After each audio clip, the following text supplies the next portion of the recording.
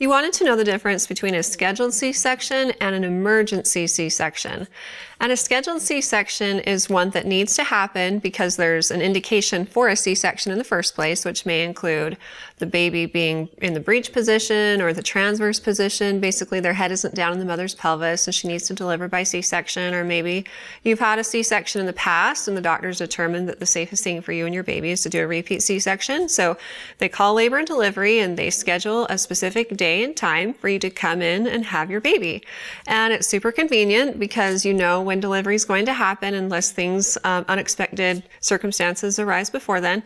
And dad can get work off, you can get babysitters for other kids that you have, and you go into labor and delivery and they may take 1 to 2 hours to prep you and get you ready for it, and then you have your baby. Emergency C-sections are different because the baby needs to be born now. And a few examples of why this might be necessary include a drop in the baby's heart rate, it's not recovering from it, and the baby's under stress and needs to come out right now, or maybe the umbilical cord has slipped out before the head, and so there's not blood flow through the umbilical cord to the baby, and so delivery is necessary now, or maybe the mother's experiencing uncontrolled vaginal bleeding that, if continued, will ultimately affect her and the baby.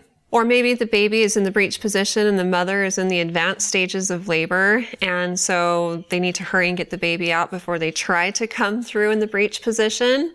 These are just a few examples of why an emergency C-section may need to be performed. I've taken care of patients before who came in for routine scheduled C-sections and it actually turned emergent because as soon as we put the monitors on the mother's belly, we saw that the baby was under stress and needed to be born now.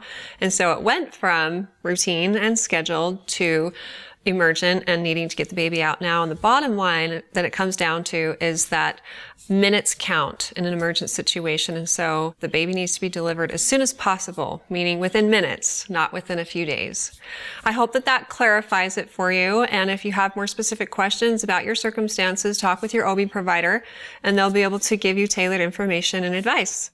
If you have more questions in the future for me, feel free to ask them on our Facebook page at facebook.com/Intermountain Moms and recommend us to your friends and family too.